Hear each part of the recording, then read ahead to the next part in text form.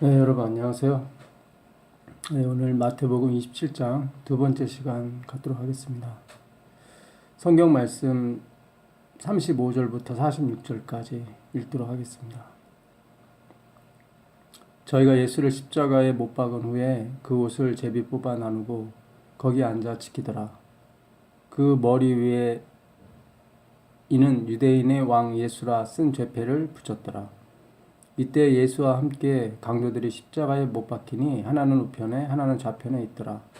지나가는 자들은 자기 머리를 흔들며 예수를 모욕하여 가로되 성전을 헐고 사흘에 짓는 자여 내가 만일 하나님의 아들이여든 자기를 구원하고 십자가에서 내려오라 하며 그와 같이 대제사장들과 서기관들과 장로들도 함께 희롱하여 가로되 저가 남은 구원하였을 때 자기는 구원할 수 없도다. 저가 이스라엘의 왕이로다. 지금 십자가에서 내려올지어다. 그러면 우리가 믿겠노라. 저가 하나님을 신뢰하니 하나님이 저를 기뻐하시면 이제 구원하실지라. 제 말이 나는 하나님의 아들이라 하였도다 하며 함께 십자가에 못 박힌 강도들도 이와 같이 욕하더라. 제 6시로부터 온 땅이 어두움이 임하여 제 9시까지 계속하더니 제 9시 즈음에 예수께서 크게 소리질러 가라사대 엘리 엘리 라마 사막다니 하시니 이는 곧 나의 하나님 나의 하나님 어찌하여 나를 버리셨나이까 하는 뜻이라.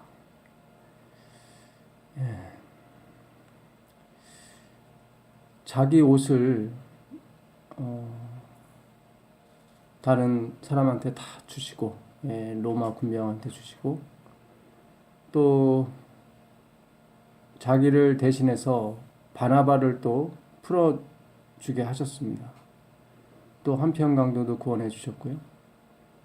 또 유다가 자기를 은 30에 판 그 돈으로 자기의 몸값이죠. 예수님의 몸값으로 나그네의 무덤을 또한 사셨습니다. 준비하셨죠. 결국 예수님은 정말 발가벗겨진 채 수치와 부끄러움을 당하시면서 또 억울하게 죽으시면서 그렇게 가셨습니다. 그렇게 돌아가시면서까지 정말 자기의 옷도 다 남들한테 주신 분인데 왜 하나님이 예수님을 버렸을까요? 엘리 엘리 라마 사막다니 나의 하나님 나의 하나님 어찌하여 나를 버리셨나이까.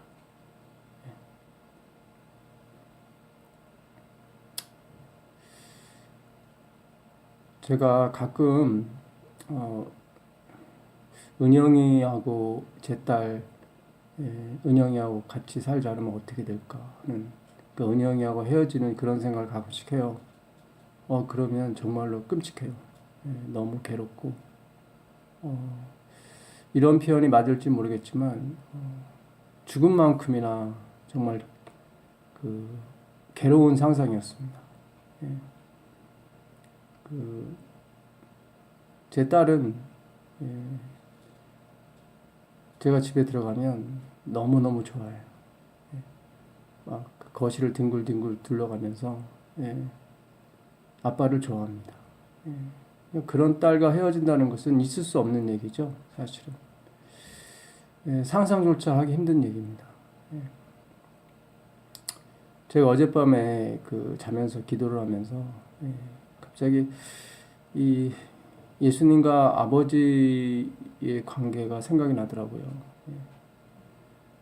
이분들은 신들이시잖아요. 그러니까 이는 내 사랑하는 아들이요 내 기뻐하는 자라고 아버지께서 이렇게 말씀하셨는데 잠언서 8장에 보게 되면 참 아버지 옆에서 정말 기뻐하셨어요. 즐거워하셨고 예수님.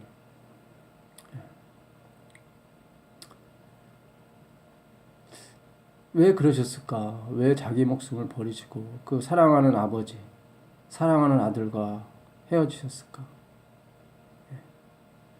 왜 아들 입에서 엘리 엘리 라마 사막다니 왜 나를 버리셨습니까? 라는 말에도 왜 아버지는 요동치 않으시고 그 아들을 구해주지 않으셨을까? 제가 그랬어요. 예수님 왜 그러셨어요? 왜 당신께서 가장 사랑하시고 기뻐하시는 단 한시라도 떨어져서는 살 수 없는 그 아버지와 왜 헤어지셨습니까? 아버지는 왜 그 사랑하는 아들, 정말 제가 전에 말씀드렸죠. 예배하다. 요한복음 4장 23절에 하나님은 참으로 예배하는 자들을 찾는다고 말씀하시거든요. 그 예배가 프로스 퀴네아라는 헬라어인데 이거는 키스하다라는 그런 뜻이에요. 개가 주인한테 손바닥에 키스하다, 손바닥을 핥는다, 그런 표현입니다. 그러니까 주인이 오면 그 강아지는 너무너무 주인을 기다렸어요. 그래서 뒹굴뒹굴 구릅니다. 펄펄 뛰고, 그러면서 주인한테 와서 손을 막 핥아요. 마치 제 딸이 저를 보면 뒹굴뒹굴 구르면서 막 좋아하고 기뻐하는 것처럼. 그게 예배거든요. 너무너무 좋은 거예요. 뭐 제가 제 딸한테 크게 해주는 거 없어요. 근데 그렇게 좋아해요. 뒹굴뒹굴 들면서. 그러니까 은영 엄마도 참 신기해요. 아빠가 그렇게 크게 해주는 게 없는데 이렇게 아빠를 좋아하는지 모르겠다. 그냥 아버지로서, 그냥 딸로서 그런 관계일 뿐이죠. 이 죄 지은 인간의 딸과 아버지도 이렇게 서로가 헤어지면 못 사는 그런 관계인데, 정말 흠이 없으시고 사랑이 충만하신 분들이 헤어진다고 하는 것은 참 있을 수 없는 일입니다. 있어서도 안 되고요. 심지어 그 아드님의 입에서 왜 나를 버리십니까? 라는 소리까지 나올 정도면 정말 두 분은 정말 위하시고 사랑하시는 분이었어요. 아들을 사랑하고 아버지를 사랑하는, 뗄래야 뗄 수 없는 그런 관계였습니다. 예수님은 늘 아버지와 나 하나라고 말씀하셨거든요. 내가 아버지를 인해서 사는 것처럼 너희도 나를 먹고 살아라, 이렇게 말씀하실 정도로 아버지, 예수님에게 있어 아버지는 전부였습니다. 전부였어요. 근데 그 관계를 끊으신 거예요. 아버지도 마치 정말로 죽어 마땅한 죄인이 죽는 것처럼 돌보지 않으셨어요. 버렸어요. 제가 그렇게 기도했어요. 왜 그러셨어요, 아버지? 왜 그러셨어요, 예수님? 왜 아버지와 헤어지셨습니까? 왜 그렇게 하셨습니까? 저는 못합니다. 저는 은영이와 헤어질 수가 없습니다. 저는 은영이 없이는 살 수가 없습니다. 참, 우리가 영원토록 연구할 과제입니다. 사실 이것은. 더더욱이 그분의 죽음이 자기를 찌른 사람들을 위해서 죽었다는 거죠. 그러니까 도저히 상상이 안 가죠. 좀 의로운 사람이라든가 사랑이 많은 사람을 위해서 이렇게 버림을 당했다면 조금 그래도 이해가 가겠죠. 근데 마땅히 죽을 수밖에 없는 진노의 자식들인데 그 사람들을 위해서 이렇게 헤어지셨다는 거. 정말 우리의 성정으로서는 이해가 가지 않는 장면입니다. 그래서 이 십자가는 하나님의 사람에 대한, 죄인에 대한 최고의 사랑의 표시입니다. 내가 아들과 헤어질지라도 너희는 내가 구원하겠다. 무서울 정도의 주님의 강력한 의지셨죠. 아버지의 의지였어요. 그래서 영생은 하나님과 그의 버리신 자 예수 그리스도를 아는 것이라고 말씀하셨습니다. 근데 알 수가 없어요, 사실은. 우리로서는 도저히 이해가 불가능합니다. 물론 우리의 이기심과 죄성 때문에 이해가 불가능하죠, 사실은. 엘렌 지 화이트는 예수님이 죄 자체가 되셨대요. 죄 자체.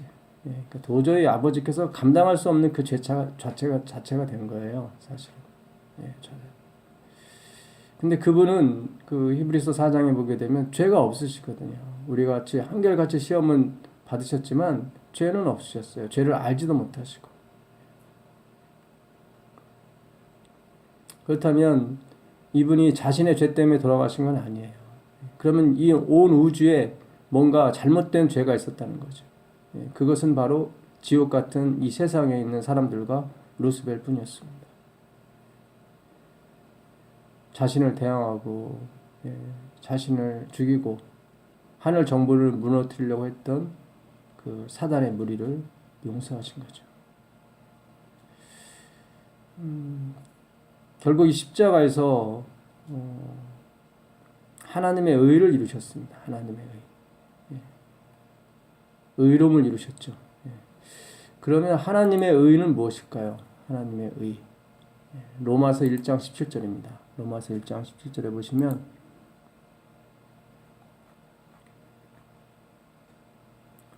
로마서 1장 17절 복음에는 하나님의 의가 나타나서 믿음으로 믿음에 이르게 하나니 기록된 바 오직 의는 믿음으로 말미암아 살리라. 16절에 내가 복음을 부끄러워하지 아니하노니 이 복음은 모든 믿는 자에게 구원을 주시는 하나님의 능력이 됨이라. 이 복음, 십자가의 복음을 말하죠. 내가 십자가를 부끄러워하지 아니한다고 바울은 말합니다. 이 십자가에는 모든 믿는 자들에게 구원을 주시는 하나님의 능력이 된다고 말해요. 이 하나님의 의는 무엇일까요? 이 하나님의 의. 십자가인데 이 십자가가 그럼 상징하는 게 뭘까요? 3장 25절입니다. 3장 25절. 하나님의 의에 대해서 정의를 하죠. 로마서 3장 25절 보시면 이 예수를 하나님이 그의 피로 인하여 믿음으로 말미암는 화목제물로 세우셨으니 이는 하나님께서 길이 참으시는 중에 전에 지은 죄를 간과하심으로 자기의 의로우심을 나타내려 하심이니 곧 이때에 자기의 의로우심을 나타내사 자기도 의로우시며 또 예수 믿는 자들 의롭다 하려 하심이니라. 그러니까 하나님의 의는 옳고 그름이 아니에요. 기계적이고 수학적인 그런 게 아니에요. 객관식이 아닙니다. 옳다 아니다 그것이 아니에요. 여기서 말하는 그 하나님의 의 righteousness는 그런 뜻이 아닙니다. 인격적인 의를 말하죠. 주관적이면서 인격적인. 하나님께서 길이 참으시는 중에 전에 지은 죄를 간과하심으로 전에 지은 죄를 간과한다는 얘기는 그 얘기예요. 이 간과하다. 이게 justification이라는 단어인데 justificated 간과하다. 그러니까 그 아내가 밥상을 차려줬는데 너무 맛이 없어요. 너무 맛이 없는데 맛있다. 아 정말 맛있다. 할 때 쓰는 단어가 바로 이 justificated. 실제는 맛이 없어요. 실제는 맛이 없는데 맛있다고 말하는 거예요. 부인이 안 예뻐요. 누가 봐도 안 예쁜데 자기 보기엔 되게 예쁜 거예요. 그때 쓰는 단어가 이 justificated. 간과하다예요. 간과하다. 죄가 있는 거예요. 죄인이에요. 그냥 죄인인데 이 사람이 의로운 일을 해서 의인이 된 것이 아니라 그냥 죄인이에요. 여전히 죄인. 근데 그거를 간과하심으로 그냥 지나치시는 거예요. 의롭다 하심으로. 그러니까 용서를 말하죠. 용서. 그가 지었던 죄를 다시 회복해서 죄를 짓지 않는 그런 단계가 아니라 그가 그거와 상관없이 용서하시는 거예요. 용서. 십자가는 바로 그걸 의미해요. 그래서 바라바를 풀어주신 것이고 자기 옷을 다 남에게 주시고 자기의 그 몸값 은 30세겔을 나그네의 무덤으로 또한 하셔서 쓸쓸히 죽어가는 사람들에게 위로와 평안을 주셨죠. 그 용서가 바로 하나님의 의예요. 하나님의 의. 그 용서에 대표되는 게 바로 십자가입니다. 십자가. 그래서 우리가 어떤 의로운 일을 행함으로 하나님의 의에 이루는 것이 아니에요. 당신께서 이루신 그 의, 용서를 받아들이는 거죠. 또한 예수 믿는 자를 의롭다 하려 하십니다. 이 아버지의 용서와 자비를 나타내시기 위해서 예수님께서 아버지와 헤어지는 것을 무릅쓰시고 그 하나님의 의를 나타내신 거죠. 여기에 자꾸 인간의 의와 인간의 어떤 선한 것을 자꾸 집어넣는 것이 마귀의 뜻입니다. 그래서 하나님의 의를 흐려요. 그 용서를 제한해요. 하나님의 조건에 맞는 사람만이 용서를 받을 수 있다. 이런 식으로. 그래서 인간으로 하여금 십자가를 쳐다보지 않고 늘 자기 자신을 바라보게 하죠. 그래서 자기의 의를 자꾸 생성시키려고 하고 자기의 의를 만들려고 해요. 그것이 또 성경이 말하는 거라고 또 착각을 하게 합니다. 결국 하나님의 용서와 십자가를 묻혀 만드는 거죠. 땅속에 묻어두는 거예요.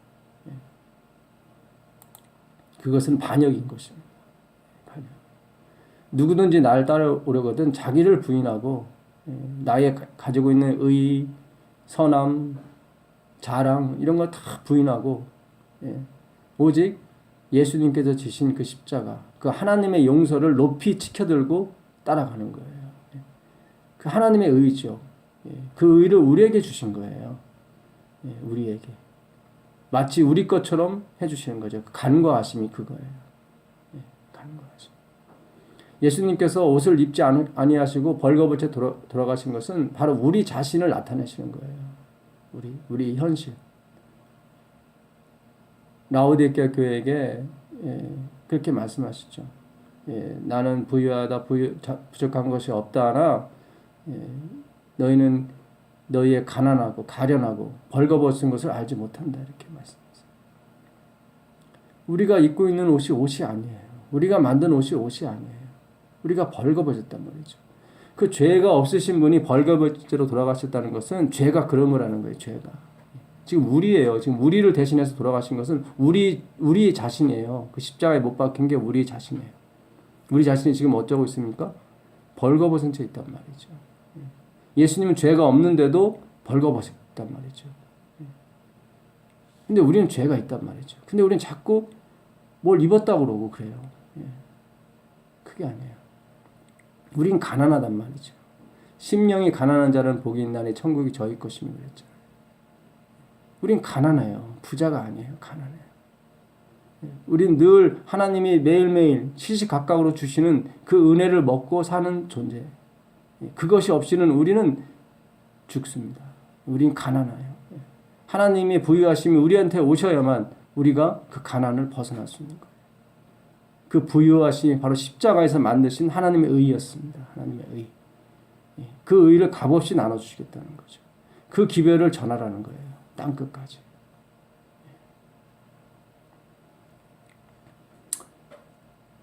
그러기에 앞서서 우리 자신이 가난하고 벌거벗었다는 것을 먼저 알아야 되는 것입니다.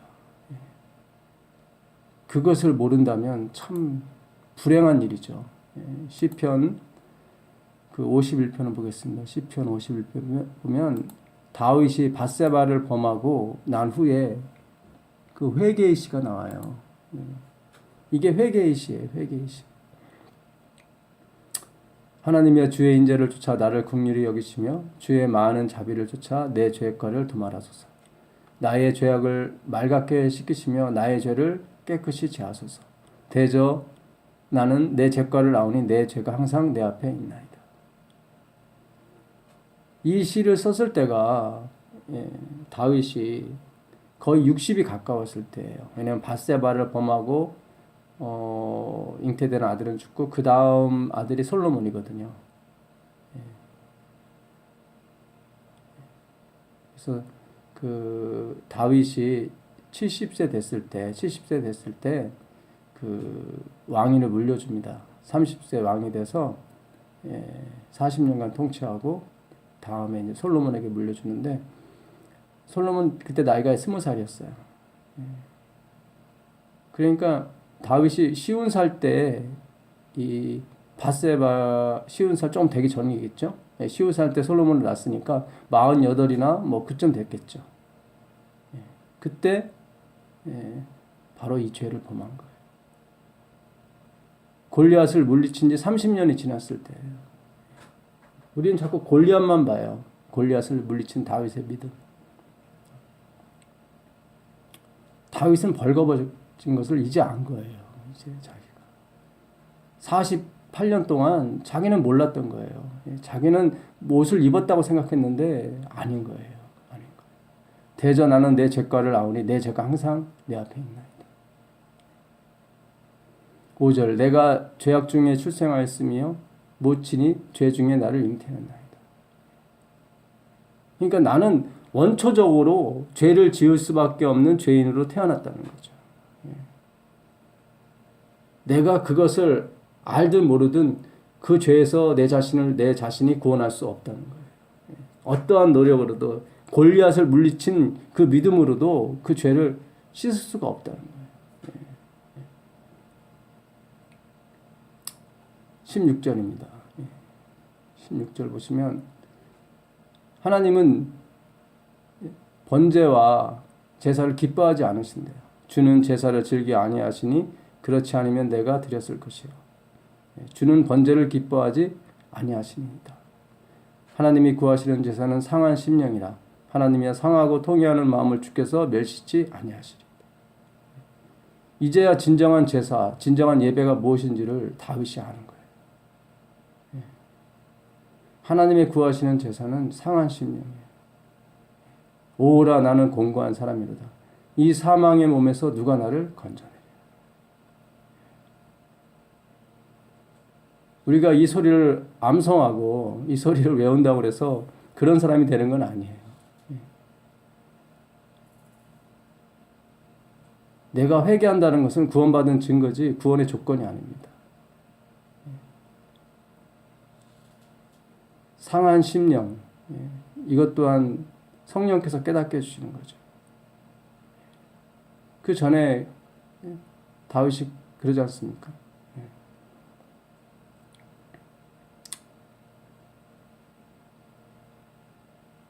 10절에 하나님이여 내 속에 정한 마음을 창조하시고 내 안에 정직한 영을 새롭게 하소서. 내가 본질적으로 변해야 된다는 거예요, 다윗은. 내가 이 본질적으로 변하지 않으면 소용이 없다는 거죠. 소용이. 나무가 바뀌어야 된다는 거예요. 나쁜 나무에서는 나쁜 열매밖에 안 맺어요. 열매가 없다고 그래서 그 나무가 좋은 나무도 아닌 거죠. 나쁜 열매는 역시 나쁜 열매예요. 그 마태복음 5장 21절에 보게 되면 그 예수님께서 이런 말씀을 하세요. 마태복음 5장 21절 보게 되면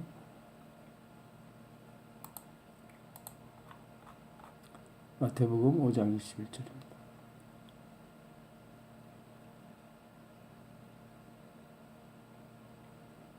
옛사람에게 말한 바 살인치 말라 누구든지 살인하면 심판을 받게 되리라 하였다는 것을 너희가 들었으나 나는 너희에게 이르노니 형제에게 노하는 자마다 심판을 받게 되고 형제에 대하여 라가라는 자는 공회에 잡히게 되고 미련한 놈이라 하는 자는 지옥불에 들어가게 되리라.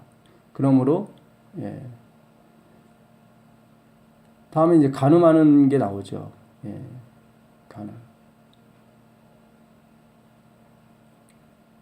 27절 또 간음치 말라 하였다는 것을 너희가 들었으나 나는 너희에게 이르노니 여자를 보고 음욕을 품는 자마다 이미 간음하였느니라.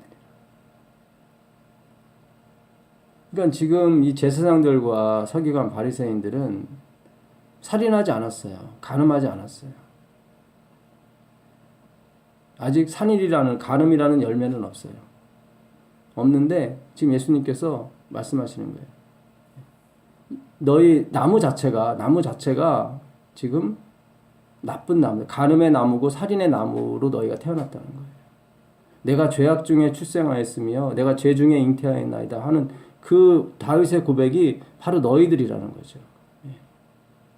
지금 제사를 드리고 있고 성직에 봉사하고 있고 하고 있는 사람들이 봤을 때 저 사람은 구원받을 사람이야, 저 사람은 깨끗한 사람이야 하는 그 사람들에게 예수님께서 말씀하시는 거예요.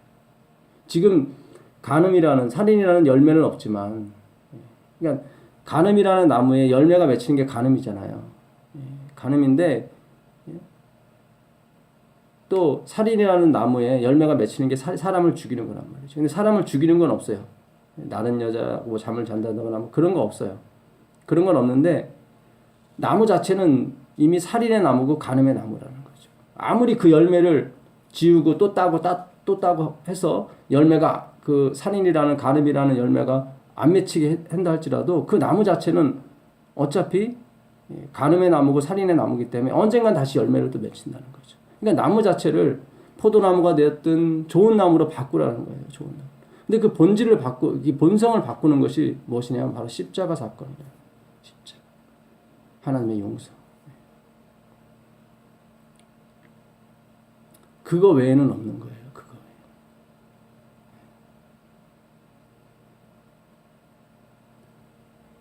우리가 율법이라는 것이 우리에게 주는 것이 죄의 삭은 사망이라는 거예요. 죄의 삭은 사망.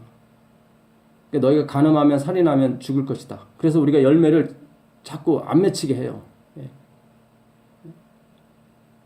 열매를 또 맺히면 따고 또 따고 그래요. 그런다고 해서 나무 자체가 변하는 게 아니라는 거죠.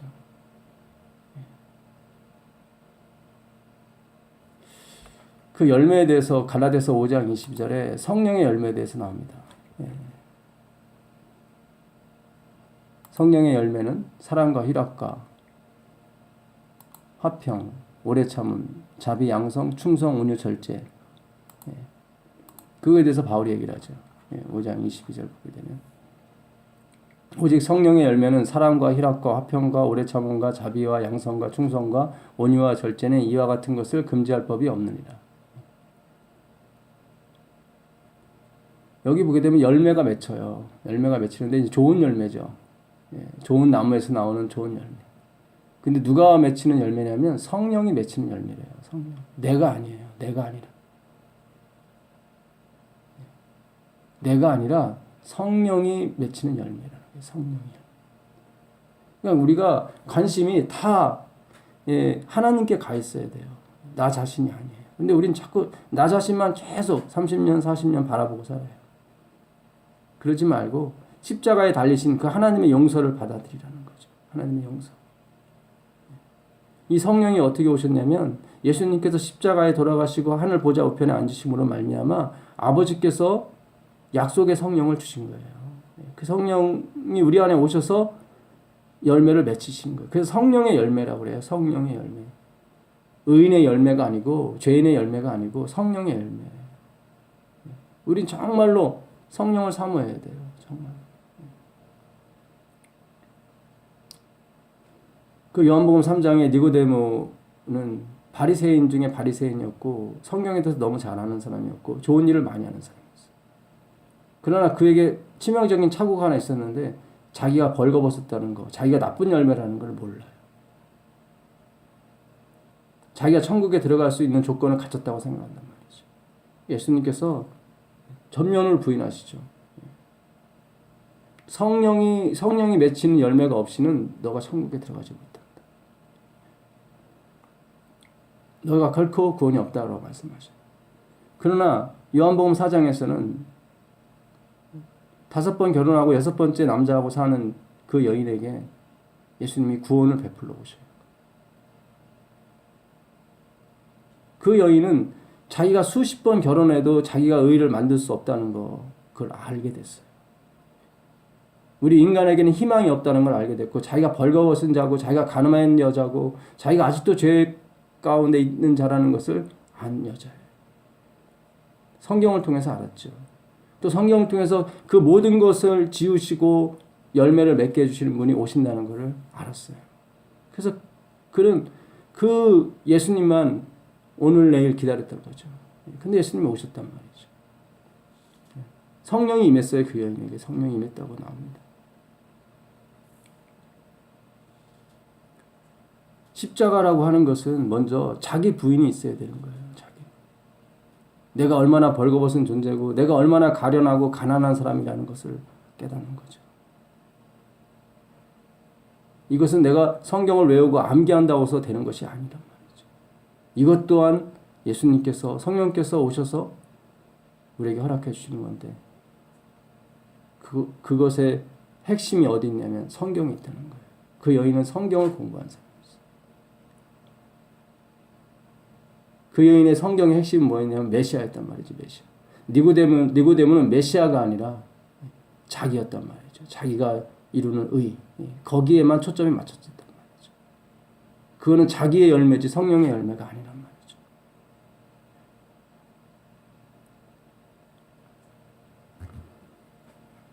오늘 우리가 너무 많이 오해하고 착각하고 있습니다. 십자가를 너무 간과해요. 하나님은 우리 죄를 간과하셨는데 십자가로 인해서 우린 그 십자가를 간과합니다.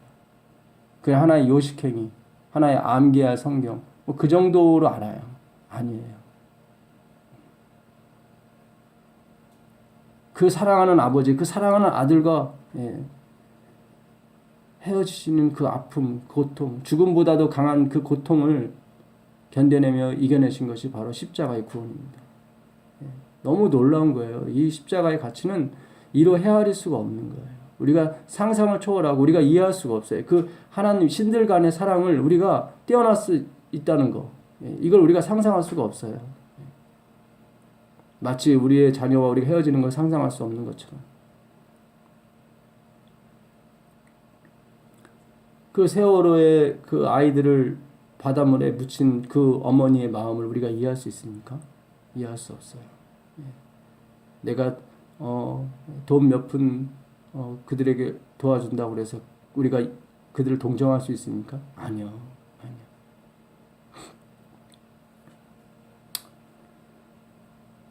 그 시편에 보게 되면 시편에서 가장 긴 그 절을 가진 그 성경장이 있어요. 여러분 잘 아시는 119편입니다. 이 119편은 우리 제7안식 예수 재림교에서 가장 좋아하는 그 성경 장 중에 하나예요. 왜냐하면 여기 율법이 나오거든요.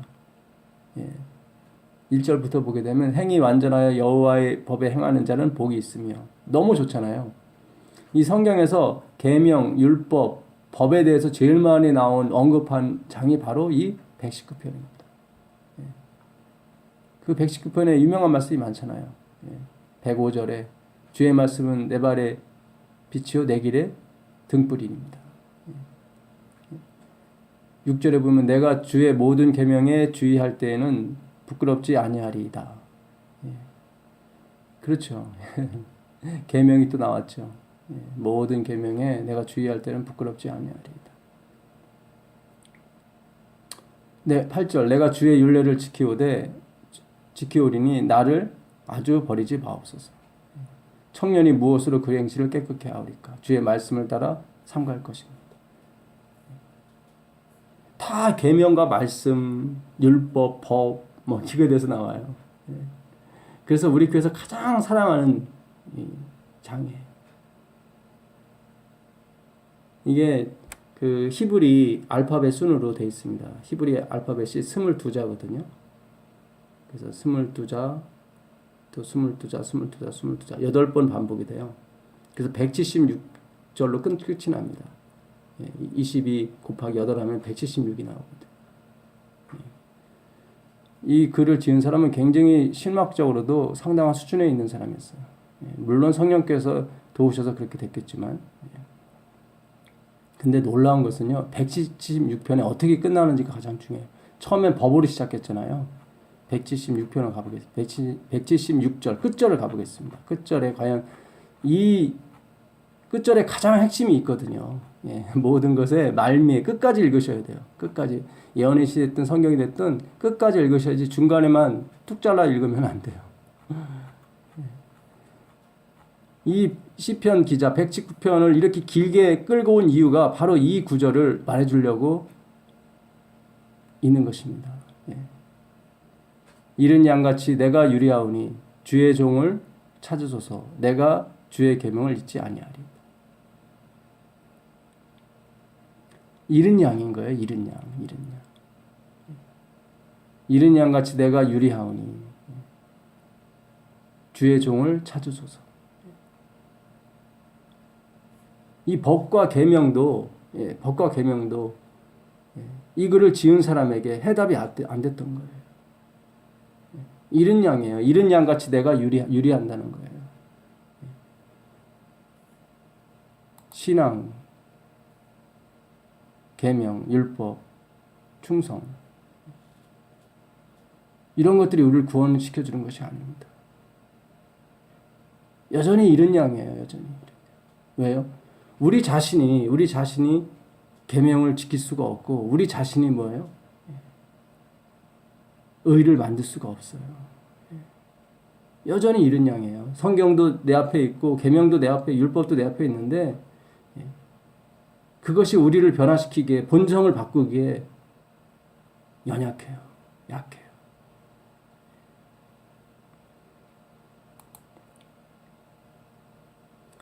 이 사람은 계명을 통해서 자기가 이른 양인 것을 안 거죠.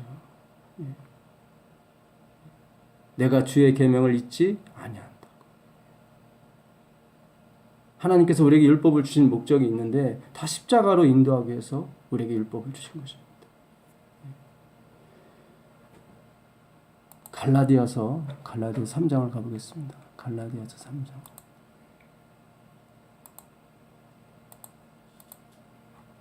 (3장) 22절 볼까요? 여기도 율법이 우리를 어디로 인도해요? 예수님께 인도해요.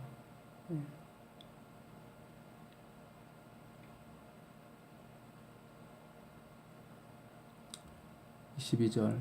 그러나 성경이 모든 것을 죄 아래 가두었으니 이는 예수 그리스도를 믿음으로 말미암은 약속을 받는 자들에게 주려 함이니라. 성경이 여기 율법을 말하죠. 율법이 모든 것을 죄 아래 가두었어요.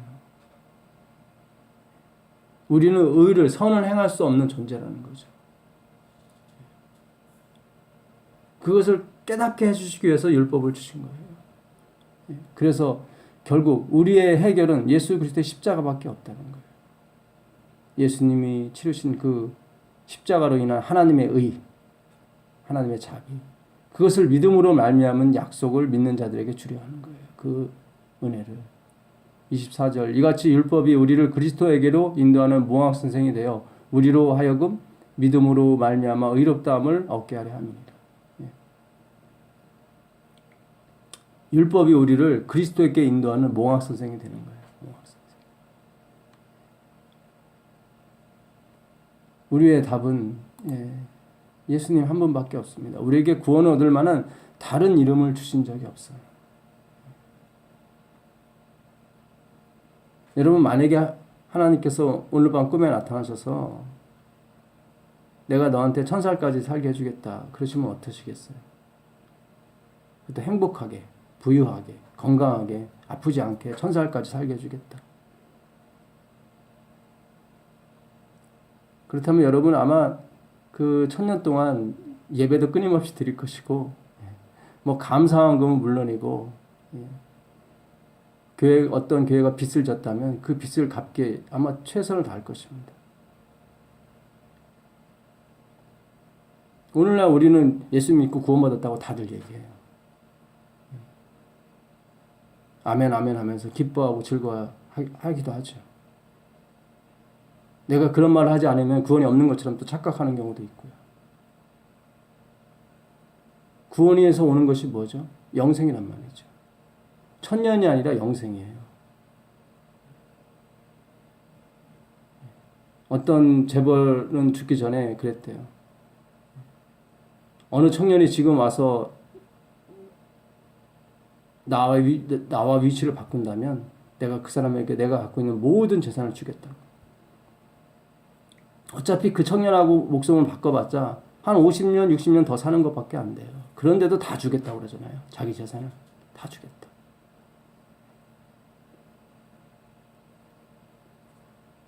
근데 십자가의 에서 이루신 하나님의 의는 우리에게 영생을 주거든요. 영생을 주는 하나님의 능력이란 말이죠. 그것도 아프지 않고 영원토록, 내일은 오늘보다 더 낫고 모레는 내일보다 좀 더 나은 그런 생활이 계속 끊임없이 이어지는, 영원토록 가는 거예요. 1억 년, 2억 년, 3억 년 이렇게 사는 거예요. 그것도 왕 같은 예. 왕의 위치로서 그런 인생을 사는 거예요. 여러분, 한 나라의 대통령이 되려고 얼마나 많은 사람들이 노력을 합니까? 대통령이 되면 어떻게 해요? 많은 수행원이 쫓아오고 섬기는 사람이 얼마나 많습니까? 대접받고요. 영광 받고요.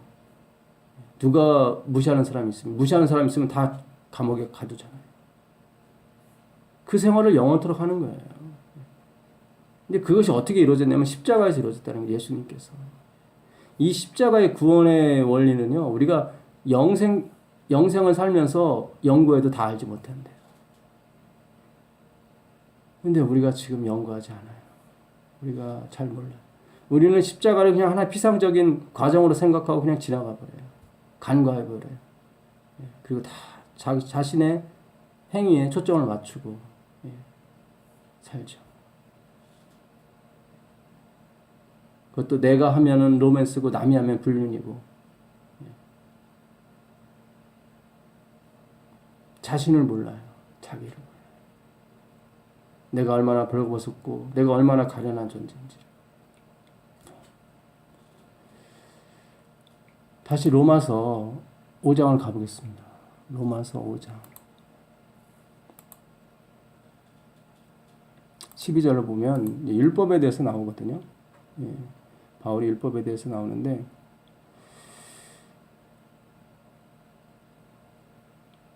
이러므로 한 사람으로 말미암아 죄가 세상에 들어오고 죄로 말미암아 사망이 왔나니 이와 같이 모든 사람이 죄를 지었으므로 사망이 모든 사람에게 이르렀느니라. 그러니까 한 사람으로 말미암아 죄가 세상에 들어왔어요. 아담으로 말미암아 세상에 들었죠. 그 죄로 말미암아 사망이 왔단 말이죠.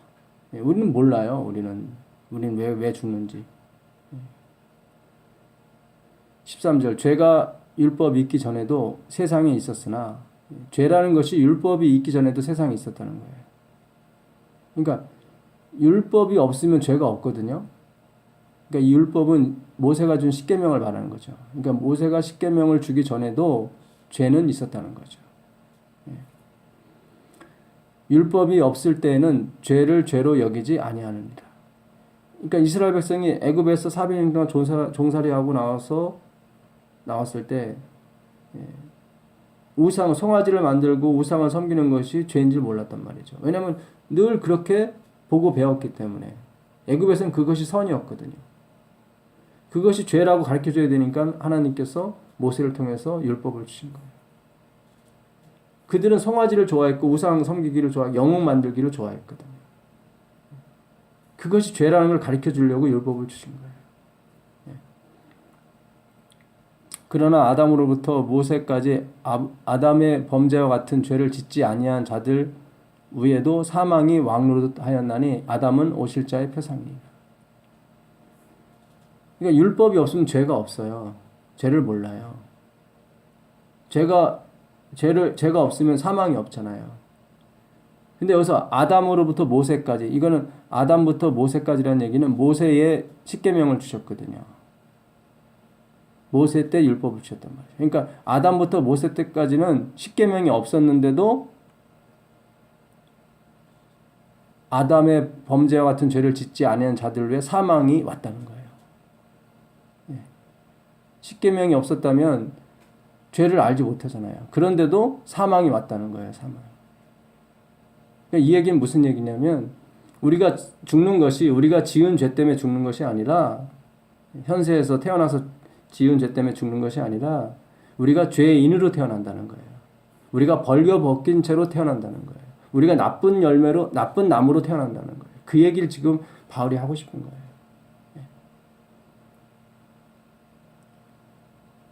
그러니까 이게 속절없는 인간이에요. 오라, 나는 정말로 공고한 사람이다. 바울이 계명을 지켜서 의를 이루려고 했더니 오히려 그 계명으로 말미암아 죄인이 돼버린 거죠. 그래서 사망에 이르게 됐다는 거죠. 근데 그 계명이 결국은 예수님께로 인도하기 때문에 그 계명은 선하다는 거죠. 아담으로부터 모세까지 범죄를 알지 못하는 사람에게도 죄가 왔단 말이죠. 한 아기가 태어났는데 그 아기는 태어나자마자 죄를 지은 적이 없어요. 그런데도 죽을 수 있다는 거예요. 죽는다는 거예요. 죽잖아요. 어떤 아기는 아예 태 속에서 죽어나와요. 그 아이는 죄를 지은 적이 없거든요. 그러니까 우리가 본성적으로 악한 상태에서 나온다는 거예요. 본성적으로 악한 상태에서. 우리 스스로가 씻을 수 없다는 거예요. 그래서 사망이 율법이 없는 곳에도 왕노를 했단 말이죠. 근데 아담은 오실자의 표상이란 말이죠. 그것이 다 끝이 아니라는 얘기예요. 그냥 표상. 이 얘기는 사망이 온 것은 어떤 결과물이 아니라 상징일 뿐이다. 뭔가를 가르쳐주기 위한 것이다. 그게 뭐예요? 바로 예수 그리스도예요.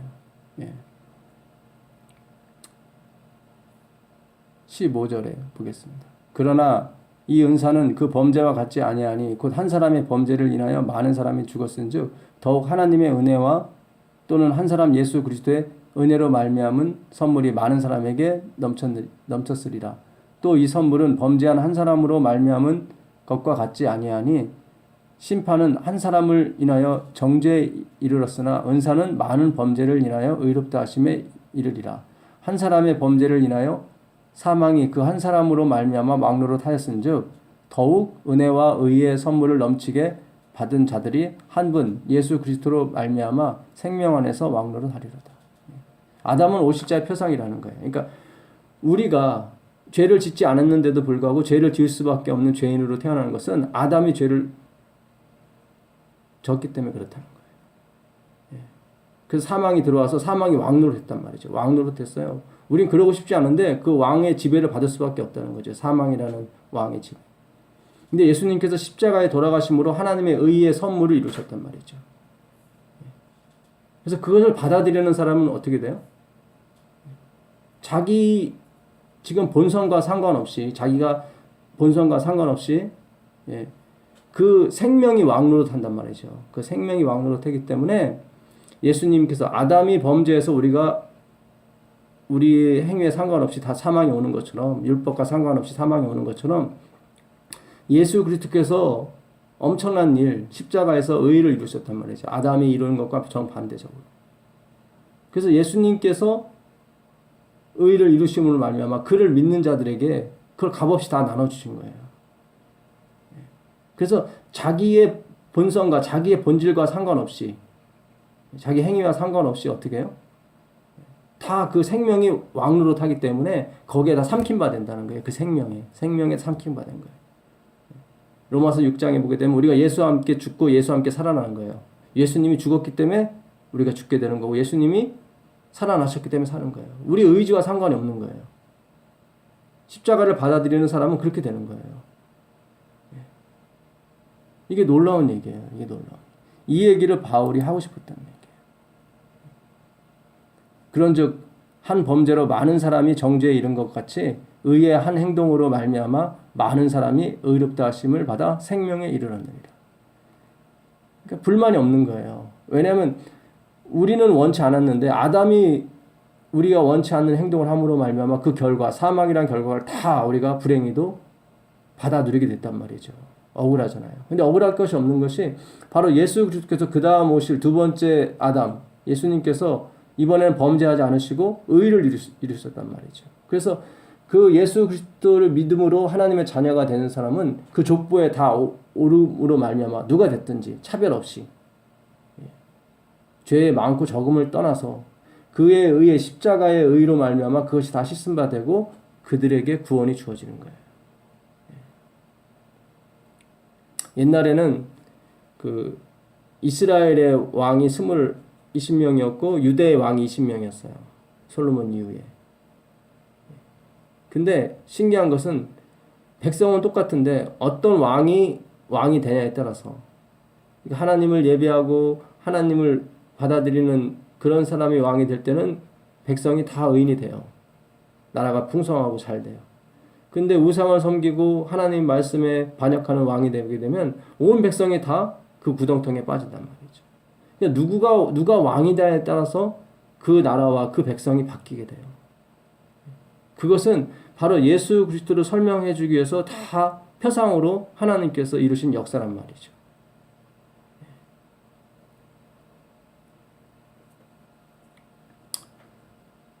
그 로마서 저번 시간에 우리가 공부했던 건데 로마서 7장 22절 가시면 로마서 7장이요.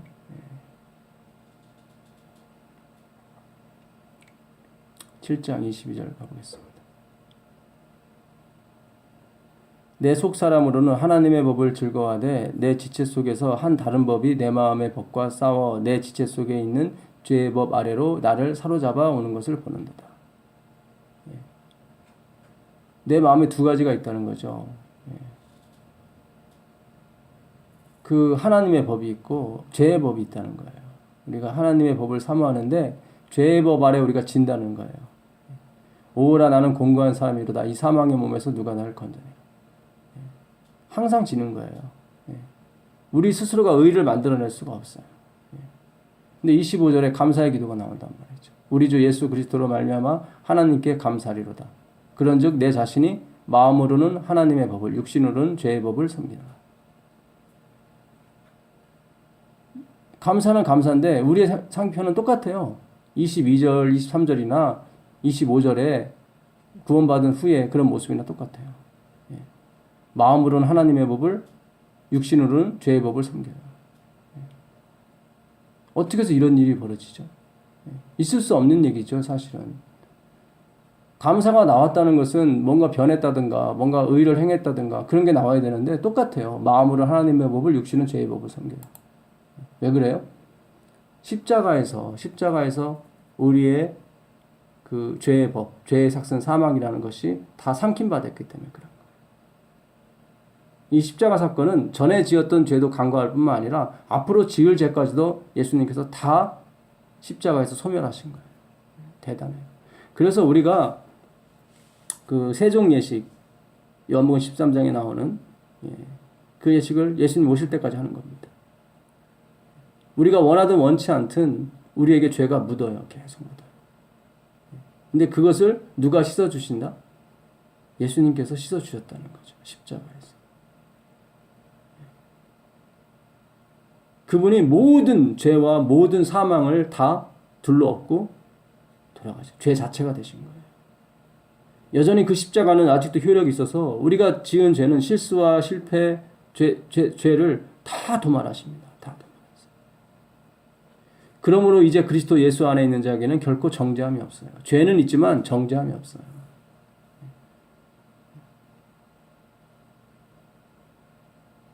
정죄라는 게 뭐예요? 너 죄인이다. 그래서 죽어야 된다. 벌 받아야 된다. 그런 것이 없는 거예요. 왜요?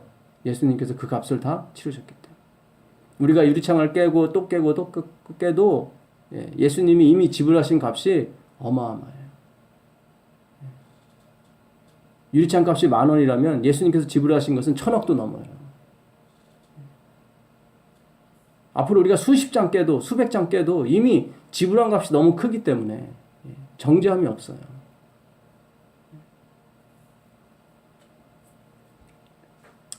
우리가 이 십자가 주님께서 이루신 하나님의 의를 높이 쳐들고 가야 되는 것입니다. 고린도전서 한번 더 볼까요? 고린도전서 1장을 보시면 26절 보겠습니다. 고린도전서 하나님께서 미련한 걸 택하셨죠. 지혜로운 자를 택하지 않으시고 그 이유가 있다는 거예요. 왜 하나님께서 미련한 자, 약한 자를 택하셔서 강한 자를 부끄럽게 하셨는지 그 이유가 있다는 거예요.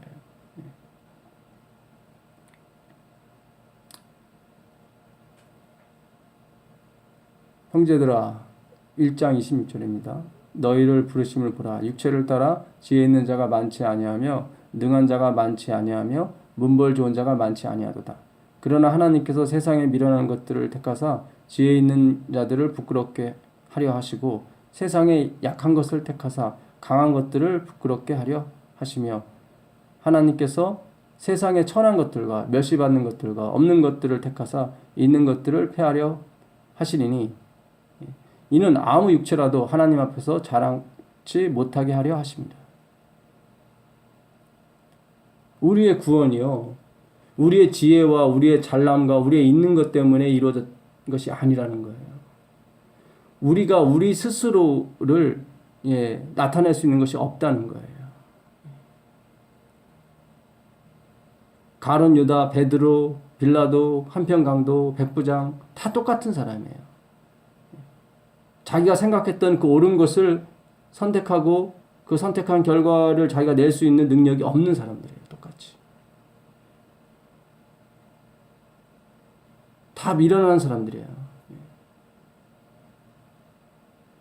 그러나 베드로와 한평강도, 백부장은 자기가 미련하다는 것을 알았어요. 그래서 예수님의 이루신 의를 붙들기 시작한 거죠. 이렇게 하나님께서 그 이루신 구원은 문벌이나 지혜나 그런 것을 떠난다는 거예요. 떠나서 이루신 구원이라는 거예요. 그래서 아무 육체라도 하나님 앞에 자랑치 못하게 하려고 그렇게 하신 거예요. 이게 하나님의 의예요. 하나님의 의. 30절입니다. 너희는 하나님께로부터 나서 그리스도 예수 안에 있고 예수는 하나님께로서 나서 우리에게 지혜와 의로움과 거룩함과 구속함이 되셨다. 우리는 지혜와 의로움과 거룩함이 없어요. 없는데 예수님이 우리의 거룩함과 지혜와 의로움이 되신 거예요. 이게 영원히 가는 거예요. 영원히 가는 거예요. 우린 자꾸 하나님으로부터 독립하려고 그래요. 나 스스로 의로운 일을 행하고 나 스스로 올바른 행동을 하려고 노력을 엄청 해요. 근데 그 불가능한 거예요. 우리가 예수님을 떠나서는 불가능해요. 그것이. 오라 나는 공고한 사람이로다. 이 사망의 몸에서 누가 나를 건져내리라. 아담이 죄를 지은 것이 하나님을 떠난 상태가 이미 죄가 돼버린 거예요. 선악과를 먹기 전에 그는 하나님을 떠났단 말이죠. 그 자체가 이미 죄가 시작이 된 거예요. 하나님을 필요로 하지 않았다는 얘기예요. 그가 하나님을 필요로 하지 않았다. 선악과가 필요했고 자기가 이룬 지혜, 자기 스스로의 힘으로 의해서 이룬 그 자리를 원한 거예요. 그것이 죄예요. 그것이. 그래서 구원받은 백성, 하나님의 백성들은 영원토록 그것을 잊지 않아요. 그래서 성령께서 우리가 영원토록 함께 하시는 거예요. 왜냐하면 다 원하니까. 그걸 원해요. 성령께서 우리의 지혜와 의로움과 거룩함이 되기를 계속 원하기 때문에 그 성령과 함께 영원히 가는 거예요. 그래서 성령의 열매가 나타나는 거예요. 사랑과 희랑과 화평, 오래 참음, 자비, 양성, 충성, 온유, 절제. 그 성령이 계시기 때문에 열매가 맺혀지는 거예요. 그 성령이 어떻게 오세요? 십자가로 오시는 거예요. 십자가. 십자가. 갈라디아 사람들아 어찌하여 그렇게 미련하냐. 너희가 성령을 받은 것이 너희가 믿음으로 받은 것이냐 아니면 행함으로 받은 것이냐. 너희가 믿음으로 받고 어떻게 행함으로 마치려고 하느냐. 갈라디아 3장 1절 이하에 그렇게 바울이 충고를 하죠. 율법을 지켜서 의로워지려고 하는 사람은 그렇게 살아라. 한번 살아봐라. 그런 얘기를 합니다. 살게 되는지 그게 의로워지는지. 율법은 뭐예요? 우리에게 너 간음하면 너 살인하면 죽어. 그래서 열매를 맺지 못하게 한단 말이죠. 그냥 열매만 맺지 못하는 것이지 나무 자체를 바꾸지 못해요. 율법은. 좋은 나무로 바꿔줘야 되거든.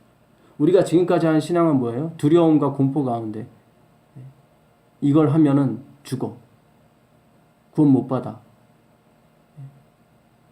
일종의 공갈은 아니라도 일종의 위협, 위압감, 그런 것으로 신앙을 했단 말이죠. 그래서 열매는 맺히지 못하겠어요. 열매 좀 맺으려면 잘라버리고. 그게 바로 니고데모였단 말이죠. 근데 예수님께서 아니다. 나무를 바꿔야 된다. 물과 성령으로 거듭나지 아니하면 하나님 나라를 갈 수가 없다. 나무를 바꿔야 되는 거예요. 그 나무를 바꾸는 작업이 바로 십자가의 작업이에요. 우리 자신을 예수님이 다 벌거벗긴 상태로 돌아가셨잖아요. 그 예수와 함께 우리도 같이 같이 묶어지는 거예요. 같이 묶는 거예요. 같이. 옷을 입고 묶이면 안 되고 같이 벌거벗은 상태로 나의 가련함과 나의 가난함과 나의 벌거벗은 것을 불쌍히 여기소서 하고 예수님과 같이 벌거벗은 상태로 죽는 거예요.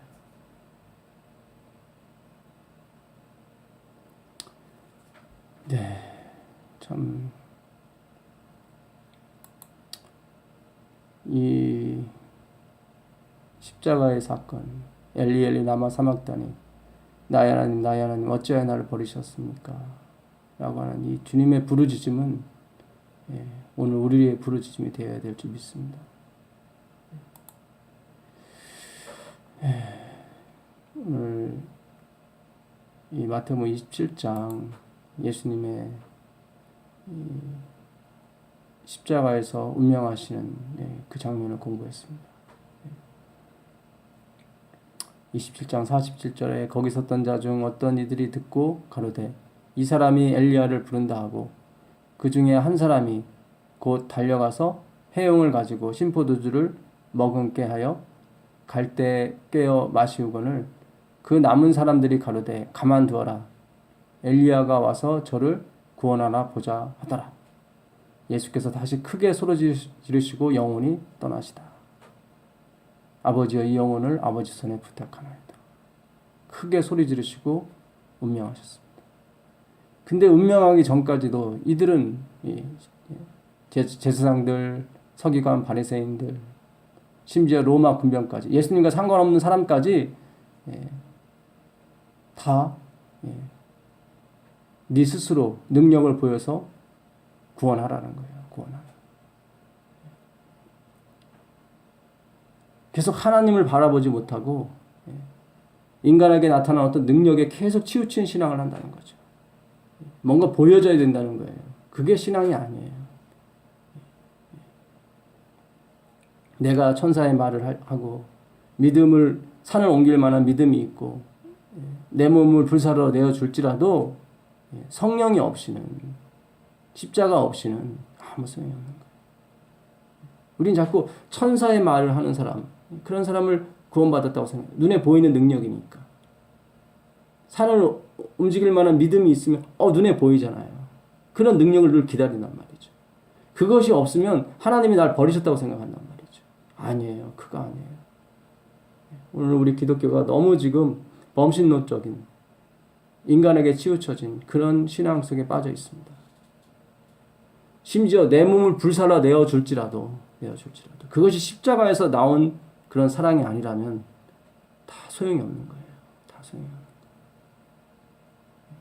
우리 눈에 보이는 걸 믿는 것이 아니에요. 근데 오늘날 우리가 너무 내 자신의 안에서 증거를 찾으려고 해요. 눈에 보이는 증거.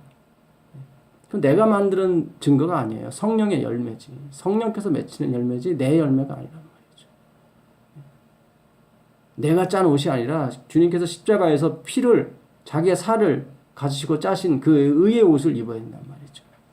그 영원토록 입을 옷이에요. 그게 재림 후에는 내 것을 가지고 영원히 사는 게 아니에요. 그 옷이 영원토록 가는 거예요. 그 옷을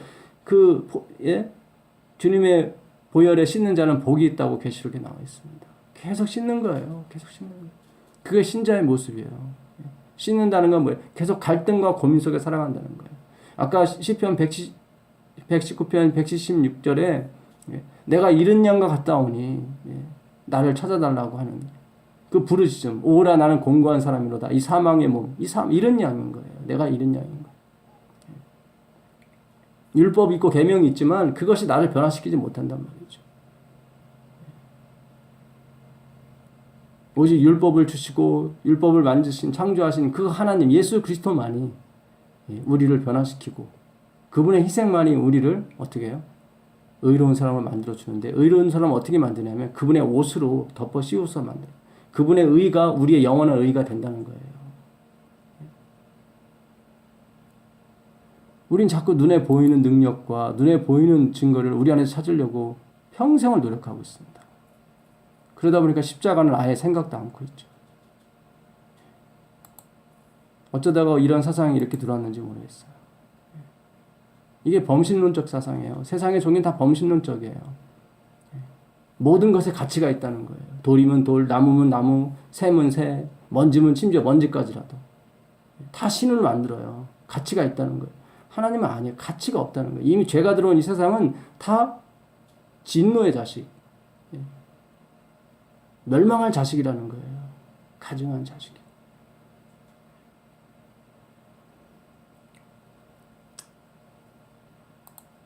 로마서 8장 하나 더 보겠습니다. 로마서 8장을 보시면 8장에 구원에 대해서 나오죠. 24절 8장 24절 보죠.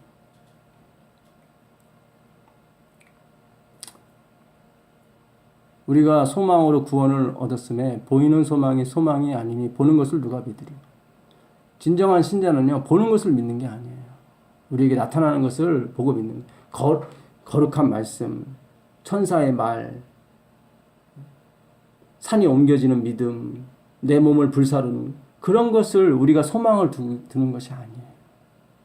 보는 것을 누가 바라려. 행하면 되는 거예요. 그거는 그냥 내가 천사의 말을 하면 되는 것이고, 만일 우리가 보지 못하는 것을 바라면 참음으로 기다릴지라. 이것이 바로 신앙이에요. 참음으로. 주님이 내 안에서 역사하실 때까지 참는 거예요. 우린 보지 못하는 것을 기다려요. 바라. 그게 언제 이루어져요? 예수님 재림하실 때 이루어진다. 그래서 우리가 재림 교인인 거예요. 우린 재림을 예수님을 기다리는 거예요. 그분이 오셔야만. 23절 이뿐 아니라 또한 우리 곧 성령의 처음 익은 열매를 받은 우리까지도 속으로 탄식하여 양자될 것, 우리 몸의 구속을 기다립니다. 우리가 속으로 늘 탄식하며 살아요. 기다려야 되니까. 오래 참아야 돼. long suffering이라고 영어 성경에 나왔어요. 오래 참는다는 것은 고통을 오래 참는 거예요. long suffering. 탄식해야 돼요. 신앙은요, 좌절과 절망 속에서 희망을 찾는 것이 바로 기독교의 본질입니다. 늘 좌절과 절망 속을 같이 헤매는 거예요. 고민하고 방황하고 갈등하고, 그러면서 다시 십자가를 확인하는 것이 바로 신앙이에요. 다시 또 고민하고 방황하고 갈등하고 다시 십자가를 확인하고, 이것이 계속 이어지는 거예요. 언제까지요? 예수님 재림할 때까지. 우리가 그래서 소망으로 구원을 얻었다고 그래요. 소망은 뭐예요? 아직 이루어지지 않은 거예요. 아직 이루어지지 않은 것을 우리가 구원을 얻는 거예요. 이루어지지 않는 것을 기다리는 거예요. 아직 눈에 보이지 않는 거예요. 우리가 너무 지금 눈에 보이는 것에 많이 착각하겠어요. 부자가 되는 거, 성공하는 거, 박사가 되는 거, 목사가 되는 거, 눈에 보이는 것에 다 우리가 목을 매고 있어요. 한 교회에 2,000명, 3,000명이 모여서 침례를 받는 그런 게 다 우리는 구원의 상징이라고 생각해요. 하나님의 복의 상징이라고 생각. 그거 아니에요. 뭐 100명이 모이면 어떻고 10명이 모이면 어떻고 200명이 모이면 어떻습니까? 거기에 한 사람 정말로 십자가를 깨닫고 십자가의 구원의 은혜를 깨닫는, 그것에 감격할 줄 아는, 그 감격에 반응할 줄 아는 그런 신자 한 명이 있는 곳이 바로 교회가 있는 곳이에요.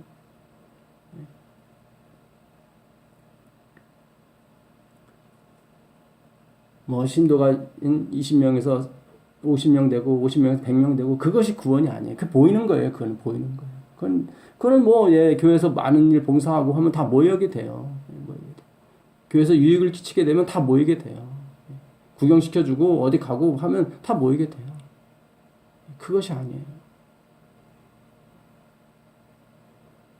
우린 그것으로 기뻐하지 않아요. 그것을 기뻐하지 아니하고 정말 한 영혼이라도 그 십자가의 은혜에 대해서 감격하고 감사할 줄 아는 그런 영혼을, 예수님께서 이 모든 일을 행하시고 우리에게 선물로 주셨다는 것을 깨닫는 그 백성, 그 깨달음에 나오는 반응, 그게 뭐예요? 충성, 헌신이죠. 예수 외에 자랑하지 않는, 하나님 앞에서 늘 오라 난 공고한 사람이로다 고민하고 방황하면서 다시 십자가에서 용기를 얻는 그런 신자를 찾는다는 거죠. 하나님, 그게 참으로 예배하는 자들이에요. 참으로 예배. 프로스키네야, 그 주인이 왔을 때 개가 뒹굴면서 좋아하는 그런 개의 모습이 바로 우리의 모습이 된다는 거예요. 예수님이 진 십자가가 우리에게 그 영광이 되어야 되고 그 기쁨이 되어야 된다는 거예요. 오직 우리는 그 하나의 목표를 향해서 갈 뿐이에요. 사랑을 오래 참고 성내지 아니하고 무례하지 않고, 이게 다 성령의 열매예요. 나의 열매가 아니에요. 너 이렇게 성경에 나왔으니까 그렇게 해야 돼. 이거는 뭐예요? 율법적인 거고 위압적인 거예요. 우리가 그런 일을 행할 수 있죠. 오래 참은 것처럼 보일 수 있고, 성내지 않는 것처럼 보일 수 있고, 무례하지 않는 것처럼 이게 뭐예요? 나무는 안 바뀌고 그냥 위압적인 그런 가르침 속에서 어떻게든지 그걸 하려고 하는 것뿐이에요. 그냥. 그러나 나무가 바뀌어야 된다는 거예요. 나무가. 예수님 나무가 바뀌어야 된다. 성령의 열매가 나와. 너의 열매가 아니라 성령의 열매가 나와야 된다. 사랑과 희락과 화평과 자비, 오래 참은 자비, 충성, 온유, 절제. 이건 다 성령의 열매지 우리의 열매가 아니에요. 그러므로 우리는 계속 십자가만을 바라봐야 돼요. 계속 십자가에서 돌아가신 예수님을 우리가 바라봐야 됩니다. 우리가 바라봄으로 변하고 바라봄으로 성령이 우리 안에 임하시는 거예요. 마치 그 6번 결혼한 그 여인이 그 예수님을 계속 바라봤던 것처럼 그 여인을 해서 온 사마리아의 그 수가성 사람들이 계속 예수님을 바라봤던 것처럼 우리는 끊임없이 바라봐야 돼요. 좌절과 낭만 속에서 우리는 계속 바라봐야 돼요. 왜 십자가 앞에 마리아들만 모였습니까? 요한복음 19장 25절 보게 되면 3명의 마리아만 모였어요. 마리아라는 뜻이 뭡니까? 마라에서 오는 거예요. 미리암이란 단어에서 온 거예요. 마라, 미리암 똑같은 단어인데 그건 뭐예요? 고통이에요. 고통. 십자가 주위에는 고통받는 사람, 벌거벗은 사람, 가난한 사람, 가련한 사람만 모이는 것이 십자가예요. 오늘 우리가 이 마태복음 27장 예수님께서 십자가에 돌아가시면서 엘리 엘리 라마 사막다니 나의 하나님 어찌하여 나를 버리셨나이까 하는 그 부르짖음에 동참하는 그런 신자가 되기를 예수의 이름으로 간절히 기도하면서 오늘 공부 마치도록 하겠습니다. 감사합니다.